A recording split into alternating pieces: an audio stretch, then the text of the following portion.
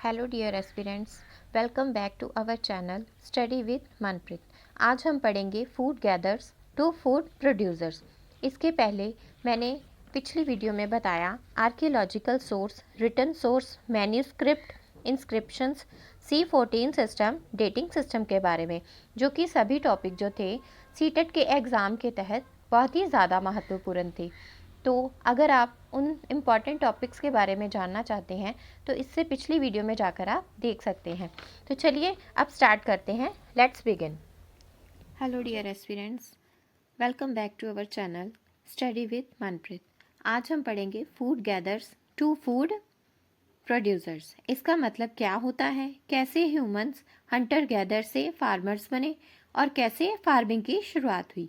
So let's begin. सबसे पहले समझते हैं कि जो आदि मानव था, उस समय का जो मानव था वह शिकार करता था। जंगल से फ्रूट्स, नट्स, सीड्स कलेक्ट करते थे। एक जगह नहीं रहते थे, नोमैडिक्स थे। नोमैडिक मीन कि वह एक जगह स्थिर नहीं रहते थे, है ना। वो जो मैन थे, they move from one place to another place in search of food, water, animal and their needs. Early human किसी भी चीज़ से परिचित नहीं था। जैसे जैसे उसने परिस्थितियों का सामना किया वैसे वैसे ही वह विकास करता गया। जहाँ से आदि मानव के अवशेष मिलते हैं उसे पूरा तात्विक स्थल यानी कि आर्कियोलॉजिकल प्लेसेस कहते हैं। और इसको खोजने वाले जो व्यक्ति हैं उनका नाम आर्कियोलॉजिस्ट होता है, यानी पुरातात्विद उन्हें कहते हैं, पुरातात्विद द के साथ। ठीक है, आगे। और इनको खोजने वाले आर्कियोलॉजिस्ट होते हैं। जो भी रिमेन्स, अवशेष हमें प्राप्त होते हैं उनकी स्टडी का काम जो होता है वो आर्कियोलॉजिस्ट का ही होता है। ठीक है, तो आज हम पढ़ेंगे पाषाण कालीन संस्कृति के बारे में, यानी पाषाण युग के बारे में।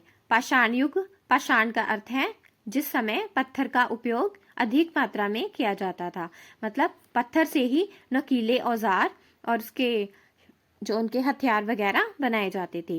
पाषाण युग को आगे 3 भागों में बांटा गया है। कौन कौन से हैं देखते हैं।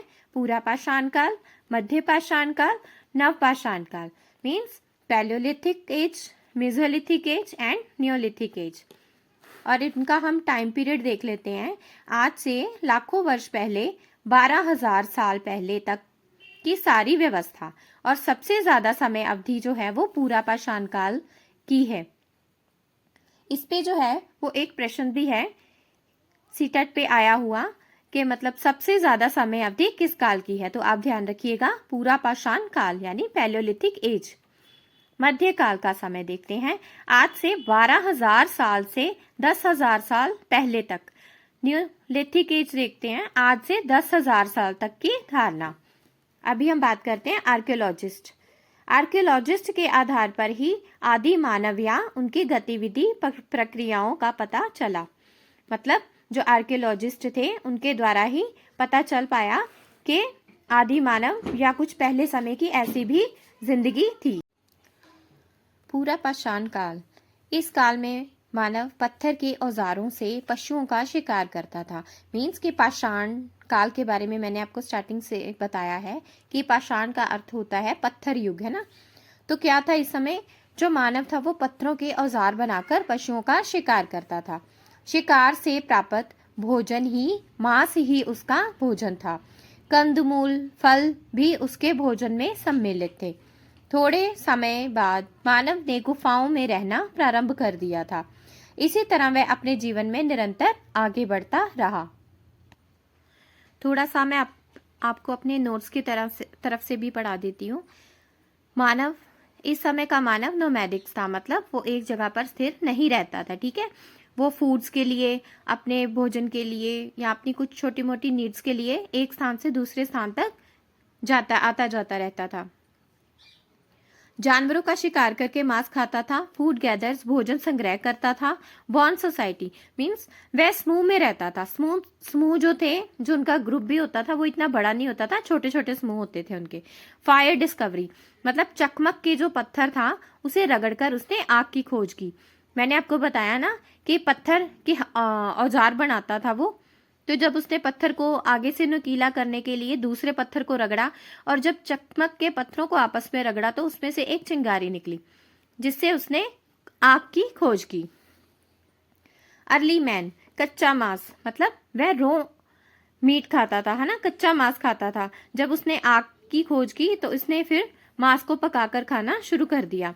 फिर उसने बाद में धीरे धीरे पत्थरों को, मतलब पहले तो था कि मतलब पत्थरों को मोटे मोटे रूप में ही, है ना, उसका प्रयोग करता था। अब उसने पत्थरों को नुकीले औजारों के रूप में प्रयोग करना शुरू कर दिया और अपनी सुरक्षा करना स्टार्ट कर दिया। इसी समय उसने आग के प्रयोग की जानकारी प्राप्त की। साथ ही उसने अपने मृतकों को कब्र में दफनाना प्रारंभ कर दिया। पूरा पाषाण काल के आखिरी दौर में उसने चित्र बनाना भी सीख लिया। उस समय की गुफाओं में उसके द्वारा बनाए गए चित्र भी मिलते हैं। इन चित्रों में शिकार के दृश्य भी बनाए गए हैं। इसी समय मानव ने हड्डी के औजार बनाना प्रारंभ कर दिया। मीन्स जब पूरा पाषाण काल खत्म होने वाला था, उसके आखिर में, है ना, जब मध्य पाषाण काल स्टार्ट होने वाला है, तो मध्य पाषाण काल के स्टार्टिंग में और पूरा पाषाण काल के अंत में उसने हड्डियों के औजार बनाने भी स्टार्ट कर दिए थे। ठीक है, उससे पहले वो सिर्फ पत्थरों के ही औजार बनाता था और ये औजार उसके ज्ञान में वृद्धि का विकास दर्शाते हैं। इसी समय के पत्थर के औजार आकृति में सुडौल नहीं थे, वे बेडोल एवं बॉडी आकृति के, ठीक है, आकृति वाले थे। ठीक है, मतलब जैसे कोई भी पत्थर मिला और उसे आगे से थोड़ा सा नुकीला कर लिया, चलो बना लिया, है ना, मतलब उस समय कुछ ऐसी कोई शेप नहीं थी उनकी। आगे औजार बनाने के लिए वे एक पत्थर को दूसरे पत्थर से चोट मारते थे। एक पत्थर दूसरे पत्थर से टकराने पर चिंगारी निकली। निकलने वाली चिंगारी से उन्हें आग का ज्ञान हुआ। इससे वह सूखी पत्तियों, लकड़ियों की टहनियों आदि को जलाने लगे। इम्पोर्टेंट नोट, मतलब पूरा पाषाण के जो स्थल थे, जो जगह थी, उनके नाम देख लेते हैं। भीमबेटका, भीमबेटका कहाँ पर है? मध्य प्रदेश में। सोहन घाटी पाकिस्तान में। बेलन घाटी पल्लावरम तमिलनाडु में।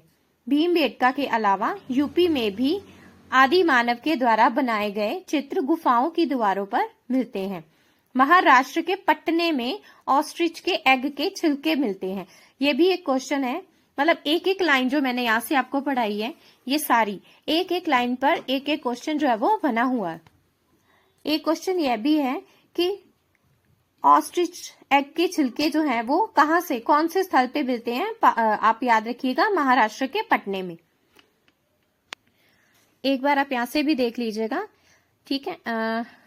यह एक जगह है जहां से हम आदि मानव और उनकी एक्टिविटी के बारे में पता लगा सकते हैं, है ना। जैसे यहाँ से हमें पूरा तात्विक साक्ष्य मिला। इसके लिए मध्य प्रदेश एमपी के विंध्यारे पहाड़ियों में स्थित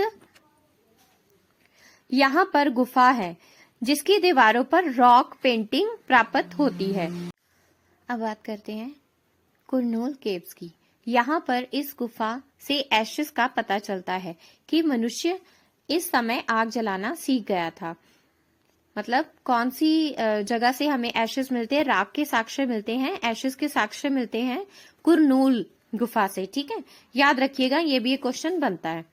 आगे यहाँ से हमें अलग अलग तरह के स्टोन्स के जो टूल्स, औजारों का पता चलता है और पता चलता है कि उस समय का मानव नुकीले औजारों का प्रयोग भी करता था। चलिए अब हम बात करते हैं मध्य पाषाण काल की, मीन्स मीजोलिथिक एज। इस काल के औजार उपकरण पूरा पाषाण काल की अपेक्षा छोटे हो गए। मीन्स पूरा पाषाण काल में जो बड़े बड़े पत्थर का उपयोग किया जाता था, है ना, अब उसकी जगह क्या हुआ? छोटे औजारों ने ले ली। इस समय प्रकृति में अनेक परिवर्तन हुए, मीन्स क्लाइमेट जो था वो चेंज हो गया, जिनका प्रभाव मानव जीवन पर पड़ा। नई परिस्थिति से तालमेल बैठाना ही उपकरणों के छोटे होने का कारण बने। जलवायु पहले की अपेक्षा गर्म हुई, फलस्वरूप जहां जहां बर्फ जमी थी वह पिघल गई। पृथ्वी की उर्वरक शक्ति का विकास हुआ तथा घास एवं वनस्पतियों के मैदान विकसित हुए। घास को खाने वाले हिरन, खरगोश, भेड़, बकरी जानवरों का विकास, मतलब उनका जन्म हुआ। आगे मानव अपने आप उगी घास को एकत्र करने लगे। इनका प्रयोग मानव ने अपने भोजन में किया। इस प्रकार मानव अब संग्राहक बन गया था। मानव ने इसी समय कुत्ते को पालतू बनाया। मीन्स किस समय में कुत्ते को पालतू जानवर बनाया गया, ये एक प्रश्न भी है, आप याद रखिएगा। मध्य पाषाण काल में, मीन्स मीजोलिथिक एज में। कुत्ता मानव का प्रथम पालतू पशु है, मतलब फर्स्ट पेट जो है वो कौन था? कुत्ता। इसी युग में उसे खेती का ज्ञान हुआ। इसी युग में उसे खेती का ज्ञान हुआ। मीन्स पहले वो परमानेंट नहीं रहता था, है ना, मतलब इधर उधर घूमता रहता था, ट्रैवल करता रहता था, one place to another place. छोटे छोटे ग्रुपिंग थी उनकी, है ना, क्योंकि फूड्स जो था वो लिमिटेड होता था, है ना। उन्हें दोबारा फूड्स के लिए उधर एक दूसरे को साथ लेकर, अपने ग्रुप को साथ लेकर दूसरी जगह पर जाना पड़ता था। तो अभी क्या हुआ कि अबाउट 10 ईयर्स अगो एक बड़ा बदलाव आया। उन्होंने नोटिस किया कि गिरते बीज फिर से प्लांट बन जाते हैं। मतलब उन्हें ग्रो करने के लिए पानी, मिट्टी और सनलाइट की जरूरत होती है ना। उन्होंने नोटिस भी तो किया होगा ना। तभी फिर धीरे धीरे उन्होंने, ह्यूमंस ने खुद सीड्स को ग्रो करना स्टार्ट किया और फार्मिंग का जन्म हुआ। इसी फेज को हम कहते हैं Neolithic revolution. Means neolithic age जब स्टार्ट हो गई।